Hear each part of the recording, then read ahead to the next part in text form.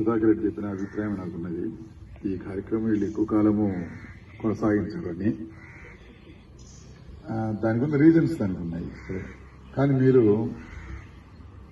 భవిష్యత్తులో విజయం సాధిస్తామా లేదా అనే దాన్ని పక్కన పెట్టి ఈ రోజు ఏం చేస్తున్నాం అనే దానికి కన్ఫైన్ ఉన్నటువంటి దృక్పథం అనేది మిమ్మల్ని నడిపిస్తుంది.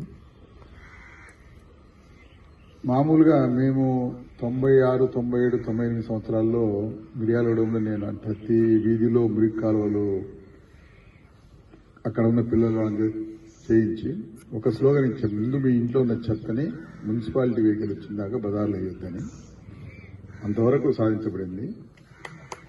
దాదాపు ఇప్పుడు మున్సిపాలిటీలు ఎక్కడ కూడా బయట వేయరు. అక్కడ మీరు దాదాపు దాన్ని 4 సంవత్సరాలు పట్టింది మాకు టైం. మీరు మీ పనులు కాకుండా ఇతరుల కోసం పనిచేయాలనేటువంటి సామాజిక స్పృహ అనేది భవిష్యత్తులో రాబోయే సోషలిజాలకి విప్లవాలకు పనికొచ్చేటువంటి ఒక గొప్ప ఆలోచన. దాన్ని మీలో సస్టైన్ చేసినటువంటి డిఆర్కే గారికి ప్రత్యేక వందలు తెలియజేస్తూ ప్రత్యక్షంగా చూసాము.